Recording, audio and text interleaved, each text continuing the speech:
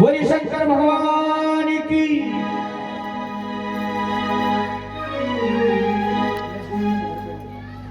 तो भोले बाबा की बारात में हम सभी शामिल हो रही हैं। अब बारात को विचित्र बारात है। सबसे पहला जो बफर सिस्टम चला भोले बाबा की बारात से चला। बारात की अगवानी हुई, खूब बारात की सेवा हुई। देवताओं को पता था कि भूत पिशाच जब भोजन करेंगे तो विचित्र तरीके से करेंगे, इसलिए पहले देवताओं को भोजन कराया। देवताओं को भोजन कराने के पश्चात भोलेनाथ ने कहा कि अब तुम्हारी बारी है। अब जैसे ही उनको आदेश मिला, गुलाब जामुन के भगोने अलग, रायते का भगोना अलग, पूरी अलग। अब माँ तो धूम मची हुई है। भूत प्रेत डंकिनी विसाचनी बफर सिस्टम में भोजन कर रहे हैं। भोजन से फ्री होकर के पूरा पूरा नगर तमाशा देख रहा है कि पहली ऐसी बारात आई है हमारे यहाँ, जिसको देखने का आनंद अलग ही है। भोजन करने की देखो प्रतिक्रिया कैसी है इनकी। तो भोजन पानी से फ्री होकर के थाल सजा करके मैना मैया जैसे ही दरवाजे पे बारोटी के लिए आई और भोले बाबा को देखा, अरे नारद तेरा तो सत्यानाश हो जाएगा। तेने तो मेरी बेटी एक भिखारी के लिए ब्याह दी। मैया मैना बेहोश होकर के गिर पड़ी। बेहोश होकर के गिर पड़ी मैया। पार्वती को पता चला। मैया पार्वती ने कहा, माँ पहले भोलेनाथ के दर्शन तो करो। तब भोलेनाथ ने अपना असली रूप दिखाया। कर्पूर गौरम करुणावतारम, कपूर से भी गोरे हैं भोलेनाथ। जब उनके दिव्य रूप का दर्शन हुआ तब मैया मैना ने आरती उतारी और आरती उतारने के बाद जन्माशय में उनको बिठाया गया और फेरों की तैयारी होने लगी। अब विचित्र बात, पंडित जी को लामे और पंडित जी खड़े होके चले जाए। हमें तो बयानी पढ़ूंगा, 4-5 सर्प लटके हुए खा गए तो वही पंडिता में विधवा हो जाएगी। अब पंडित जी नहीं माने, उठे और बैठे, उठे और बैठे। भोलेनाथ ने सर्प को आदेश दिया, इनकी धोती में घुस जाओ। जैसे ही सर्प धोती में घुसने के लिए तैयार हुआ, भोले बाबा बोले कि अम्मा पंडित जी देख लो क्या होने वाला है। पंडित जी बोले देखो प्रभु, आप जैसा कहोगे मैं वैसा व्यापार दूंगा, लेकिन अपने सर्पों को दूर रखो। अब विवाह की तैयारी हुई। मैया पार्वती बोली मैं केवल आपसे विवाह कर रही हूँ, आपके साथ कौन कौन है इसको तो हटाओ। बोले कौन? गंगा, इसको उतारो। गंगा को उतार करके कढ़ाई में डाला गया, जब पैर पूजन के लिए पानी होता है। सर्पों को उतार के मंडप से बांधा गया, जब दूल्हा गूंथ खोलने के लिए जाता है। चंद्रमा को उतार करके दीपक बनाया गया। फिर फेरों की तैयारियां हुई। तो भोलेनाथ का विवाह कोई ऐसा वैसा नहीं हुआ, एक फेरा रोज होता। सुबह हवन यज्ञ, दोपहर में एक फेरा, संध्या काल में संकीर्तन, 7 दिन में 7 फेरे उनके हुए। जो विवाह की असली रीति है वो दिन में ही विवाह करने की होती है। जो हमारे मंत्र हैं उनका उच्चारण सूर्य उदय के बाद नहीं होता है। लेकिन जब हमारे यहाँ मुगल शासक आया तो मुगल शासकों ने हमारी बहन बेटियों को खींच करके ले जाते थे, इसलिए हम लोगों ने रात्रि में विवाह करना प्रारंभ किया। लेकिन फिर वही रीति आ रही है कि दिन में विवाह प्रारंभ हो रही है। तो भैया भोलेनाथ के फेरे पड़े, खूब अच्छे तरीके से विदाई हुई। हिमाचल राजा ने खूब धन धान दे करके माता पार्वती को विदा किया। अब भोलेनाथ पहुंचे कहाँ? शमशान। बोले महाराज अब हम कर्मकांडी, आपका विवाह हो गया, अब सुंदर से महल का निर्माण कराइए। तो भगवान बोले कि विश्वकर्मा को आदेश दिया आप सुंदर महल का निर्माण करिए। तो विश्वकर्मा ने सुंदर सोने का महल बनाया। सुंदर सोने का महल बनाया तो मैया पार्वती ने कहा प्रभु जब महल बनता है, घर बनता है, तब तक गृह प्रवेश नहीं होगा, तब तक हम इसमें कैसे चले जाएंगे? तो क्या करें? प्रखंड विद्वान पंडित को बुलाओ। अब प्रखंड विद्वान रावण को बुलाया गया, खूब गृह प्रवेश हो गया। अब रावण से मैया पार्वती बोली जब गृह प्रवेश हो, आपके यहाँ यज्ञ हवन हो, जब दक्षिणा नहीं देंगे तो वो सफल नहीं होगी। अब ब्राह्मण से पूछ दक्षिणा क्या चाहिए? रावण बोला इस महल के सहित मोए तुम्हारी पत्नी पार्वती भी चाहिए। पार्वती मैया बोली कि अब तेरा समय आने वाला है। मैया पार्वती ने विष्णु भगवान से कहा देखो प्रभु इसके मन में कैसी कपटता है। भगवान भोलेनाथ ने वो सोने की नगरी, सोने की जो लंका थी वो रावण को दे दी। लेकिन मैया पार्वती के मन में वो दृढ़ संकल्प रहा और संकल्प को लेकर के बैठी रही। जब भगवान राम की लीला रचने का समय आया, सारे देवताओं को बुलाया गया। बोले हम अपना अपना पाठ करेंगे जाकर के। तो ब्रह्मा जी बोले भैया मैं तो जान बन करके जाऊंगा। बड़ा बूढ़ा, तो बड़े बूढ़े की जब हम सलाह लेते हैं तो वो काम सफल होता है। आजकल बड़े बूढ़ों के पास कोई बैठता नहीं है। और विष्णु भगवान बोले भैया मैं राम बन के जाऊंगा। भोलेनाथ रह गए, बोले तुम कौन बन के जाओगे? बोले देखो राम जी की सेना के बंदर बनेंगे तो बंदरों में एक सेनापति होना चाहिए, तो मैं हनुमान बन करके जाऊंगा। मैया पार्वती बोली महाराज हम भी चलेंगे। हनुमान जी बोले देखो बंदरियाओं का काम है, काम नहीं है, वहाँ बंदरों का काम है केवल, तुम क्या करोगी? बोले हम आपकी पूंछ बन करके जाएंगे। जिस लंका को रावण ले गया आग हम उसी में लगाएंगे। बजा रहे करो ने। तो मैया पार्वती का दृढ़ संकल्प रहा अब एक दिन मैया पार्वती भोलेनाथ के पास बैठी और मैया पार्वती ने कहा, प्रभु हमें वो चरित्र सुनाइए कि भगवान राम का विवाह कब हुआ, भगवान राम का जन्म कब हुआ, भगवान राम की लीलाओं का वर्णन हमें सुनना है। तो आसन लगा करके भगवान राम की लीलाओं का कहने लगे कि कौन से भगवान हैं, क्या करते हैं। तो भोलेनाथ बोले कि बिनु कर करम करें विधि नाना, बिना हाथों के काम करते हैं और बिना पैरों के चलते हैं। बैठे बैठे क्षीर सागर में वहीं से उनका सारा काम होता है, वहीं से बैठे सुनते हैं, वहीं से श्रवण करते हैं। ऐसे है मेरे राम। तो राम का चरित्र जो तुमने सुनने को कहा वो ऐसी गंगा है कि उस गंगा में जो स्नान करता है उसका कल्याण हो जाता है।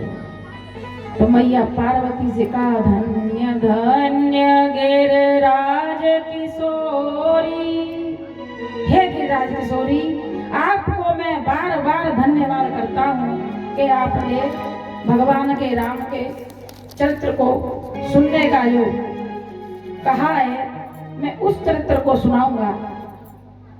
भगवान राम के चरित्र को सुनने से पहले जो ऐसी गंगा है, जिस प्रकार आप गंगा में रोज स्नान करने जाते हैं, गंगा के किनारे चोर भी रहते हैं लेकिन उनका उद्धार नहीं होता। यदि नाली का पानी किसी शीशी में भर के आग गंगा जी में डाल दो, वो गंगा जल नहीं बनेगा। और जैसे ढक्कन खोल करके उस शीशी को डालोगे तो वो गंगा जल बन जाता है। तो ऐसे ही ये राम कथा है, यहाँ आपको फल तुरंत मिलता है। एक मंत्र ऐसा होता है जिसको सुनाने से व्यक्ति ठीक होता है। एक मंत्र ऐसा होता है जैसे किसी को सर्प ने डस लिया और बाईगिर आया तो बाईगिर दूर से ही इलाज करता है। उनका मंत्र उसे सुनाई नहीं देगा, स्पर्श करेगा नहीं, दूर से ही मंत्र फूंकता है। उसी मंत्र को फूंकने से प्राणी ठीक हो जाता है। वैसे ही ये राम कथा है। तो इन्हीं के कुल में हुए राजा रघु। राजा रघु की बड़ी पावन कथा है कि राजा रघु बहुत ही धर्मात्मा थे और इतने धर्मात्मा कि देवताओं ने उनके लिए एक ऐसा फल भेजा कि वो अमर हो जाए। यह बात एक पंडित जी को पता चल गई कि राजा रघु को एक अमर फल प्राप्त हुआ है। पंडित जी ने कहा कि हे राजा रघु, हम आपसे कुछ दान लेने के लिए आए हैं। राजा रघु जैसा धर्मात्मा, उन्होंने कहा कि आप दान में जो भी मांगेंगे वो सब दे दूंगा। तो पंडित बोला कि संकल्प कीजिए, क्योंकि संकल्प नहीं होगा तब तक दान नहीं मिलेगा। राजा रघु ने संकल्प लिया, हाथ में जल लेकर के कहा कि हे ब्राह्मण देवता, आप जो भी मांगोगे मैं आपको दे दूंगा। उन्होंने कहा मुझे तुम्हारी सभी रानियां चाहिए। राजा रघु की 700 रानियां, महल, घोड़े, दरबारी सब पंडित जी ने ले लिए। राजा रघु ने संकल्प कर दिया और संकल्प करके एक मंदिर पे आकर के बैठ गए। मंदिर पे आकर के बैठ गए तभी देवताओं का विमान राजा रघु के लिए आया और यह बात पंडित जी को पता पड़ गई। पंडित जी बोले अकेले अकेले स्वर्ग में थोड़े ही जाएंगे, हम भी तुम्हारे साथ चलेंगे। पंडित जी जैसे ही भागे तो उन्होंने उस पाय को पकड़ लिया और स्वर्ग में पहुंचे। स्वर्ग में देखा कि देवताओं ने ऐसा ही महल राजा रघु के लिए बना करके रखा है। देवताओं ने आदेश दे दिया कि इस कपटी ब्राह्मण को नरक में धकेल दो। तो उस ब्राह्मण को नरक में धकेल दिया और सुंदर सा जो महल था राजा रघु को दिखाया। नरक में भी डला हुआ प्राणी ये कह रहा है कि मुझे ये भी महल मिल जाए। चिल्लाने लगा तो वहां राजा रघु ने सुना कि नरक में कौन चिल्ला रहा है कि राजा रघु मुझे बचाओ। राजा रघु ने कहा कि हे देवताओं, ये कौन प्राणी है जो ऐसे मुझे पुकार रहा है। उन्होंने कहा महाराज यही पंडित जी हैं जिन्होंने आपका पृथ्वी लोक से भी महल ले लिया, अब स्वर्ग लोक का भी महल लेना चाह रहे हैं। राजा रघु धर्मात्मा है। उन्होंने कहा महाराज इस पंडित जी को नरक से निकालिए कृपा करके, और जो भी इनको चाहिए वो मैं दूंगा। और जैसे ही पंडित जी को उस नरक से निकाला, नरक से निकाल करके बाहर किया तो पंडित जी की बुद्धि थोड़ी सुधार में आई। उन्होंने संकल्प किया कि हे राजा, धर्मात्मा राजा मैंने बहुत देखे हैं, लेकिन राजा रघु जैसा मैंने राजा नहीं देखा, जिसने पृथ्वी लोक की तो नगरी छोड़िए मुझे स्वर्ग लोक का भी दान दे दिया। ऐसे राजा को मैं बार बार नमन करता हूँ और आशीर्वाद देता हूँ कि आपके कुल में ऐसे ही राजा पैदा होते रहे। बोलो सियापति रामचंद्र भगवान की जय हो। तेरे जपू नाम की माला, ओ बम भोले मत वाले, तेरे जपू नाम की माला, तेरे जपू नाम की माला, तुझसे मुझे वरदान, मुझे अपना दास बना ले मेरे शंकर भगवान, मुझे अपना दास बना ले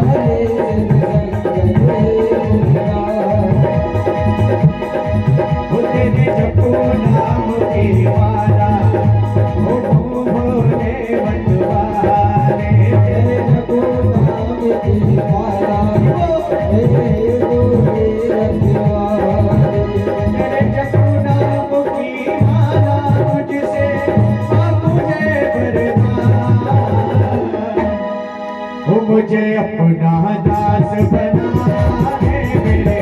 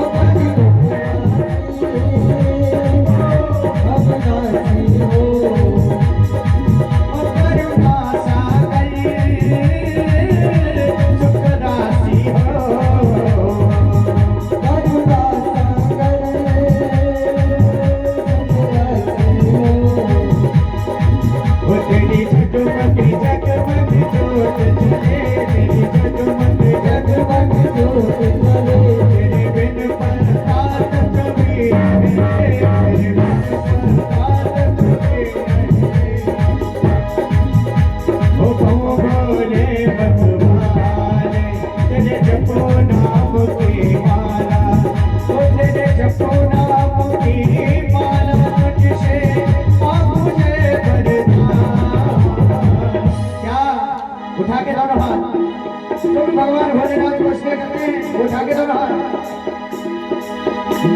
मुझे वरदान,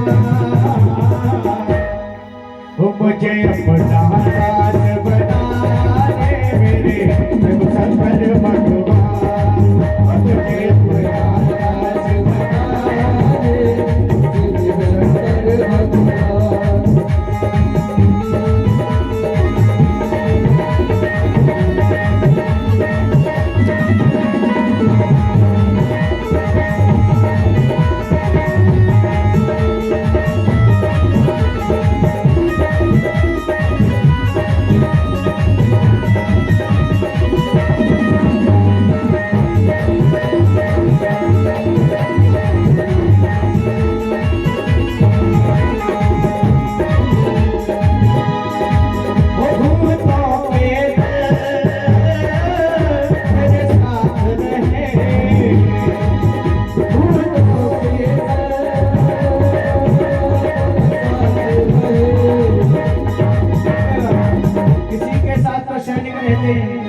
बड़ी सेनाएं रहा करती हैं, लेकिन मेरे भगवान भोलेनाथ के साथ भूत भगवान रहते हैं।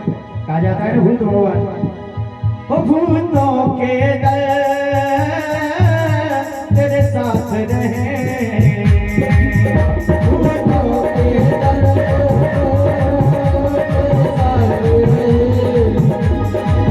तेरे दास सदा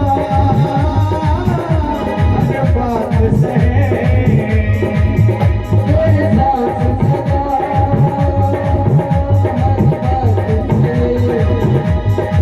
वो तेरी झगमग झगमग जोत जले, तेरी बेद पर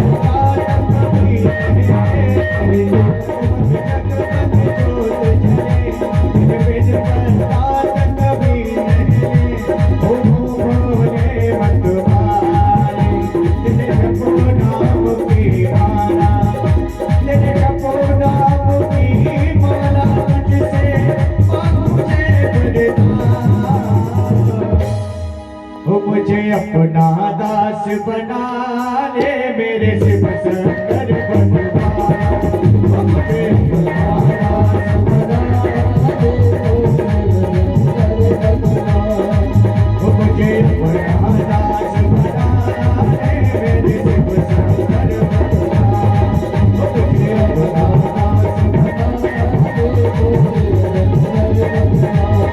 ओ मेरे शिव शंकर भगवान।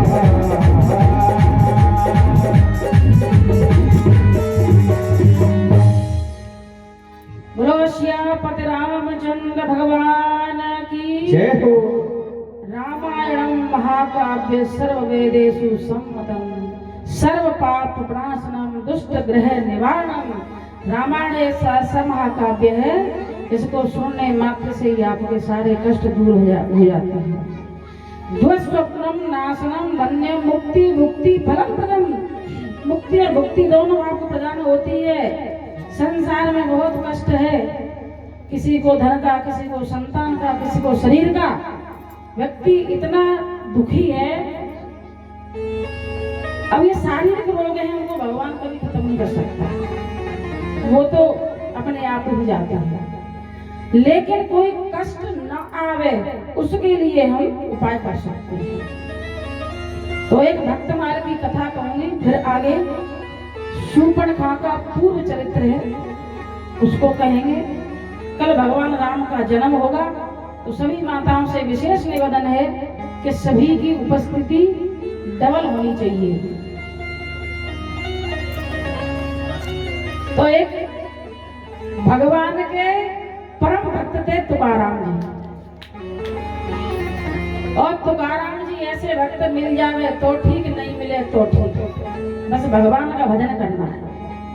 तो एक नगर में पहुंचे तो सेठ जी ने कहा, तुकाराम जी आप फसल करोगे? बोले महाराज अगर खेत मिल जाएगा तो फसल कर लेंगे, वरना तो भगवान का नाम ले ही रही है। तो सेठ जी ने उन्हें खेत दे दिया करने के लिए। अब खेत करते, पानी दिया, गेहूं की बालें बढ़ी, और जैसे ही बालों में दाना आया तो गैया चिड़ैया सबको बुला लिया कि आओ सब आपका ही है, खूब खाओ। अब गैया चिड़ैया बालों को खा गई। अब नीचे की डंठल उसकी खड़ी रह गई। सेठ जी आए, सेठ जी ने कहा, तुकाराम जी आपने फसल करी, वो कैसी चल रही है? क्या महाराज चकाचक है अभी तक तो? क्या चले? तो खेत पर है तो केवल डंठल। सेठ जी बोले कि तुकाराम जी तुम्हें तो खेत देना ही बेकार है। तुकाराम जी कहने लगे, सेठ जी चिंता मत करो, 50 मन अनाज होगा। अब तुकाराम की बातों को सुन करके सेठ जी ने माथा ठोका कि जा में एक भी बाल ना है, न जाने कहां से जा में 60 मन 50 मन गेहूं होंगे। तो तुकाराम जी ने क्या किया कि तृणहु नैया में रहो कैसे तुकाराम देत। जा में तिनका भी नहीं है, और काट काट खेत खलियान में आयो है। ऊपर से दाएं दई बर्तन ने बार बार। पहले जब गेहूं निकाले जाते थे तो ट्रैक्टर से नहीं निकाले जाते थे, बर्द उसके ऊपर दाएं देते थे, तब वो गेहूं निकलते थे। कि बर्तन ने दाएं दई